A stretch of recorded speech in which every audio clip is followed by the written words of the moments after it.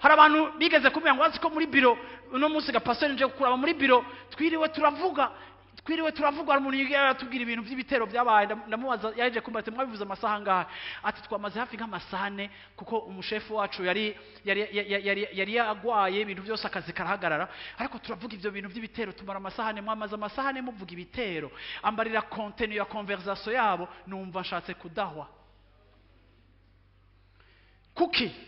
Kuko Satani yarateye ishengero.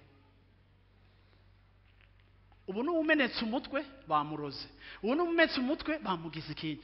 Ishengero ryaratewe, ntitugifise ijambo ryo kwizera ryo kunesha, ariko dufise ijambo ryo kwirarira no gushiraho inzitizi no kurindira no kuraba bagira badutere no kugara amadirisha no kugurura intuzenya no kuvugisha abo tuvugishije.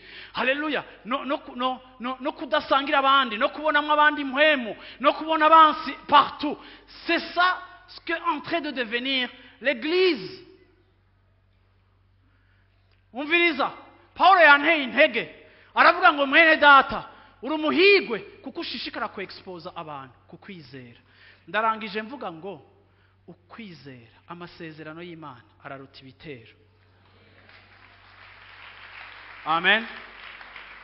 Amen.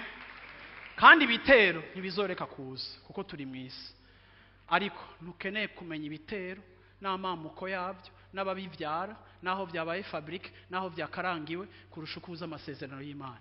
Kubereka izo gusohora mu gitero cyose n'urugezo rwo kumenya isezerano no kubakira ubuzima bwawe ku isezerano.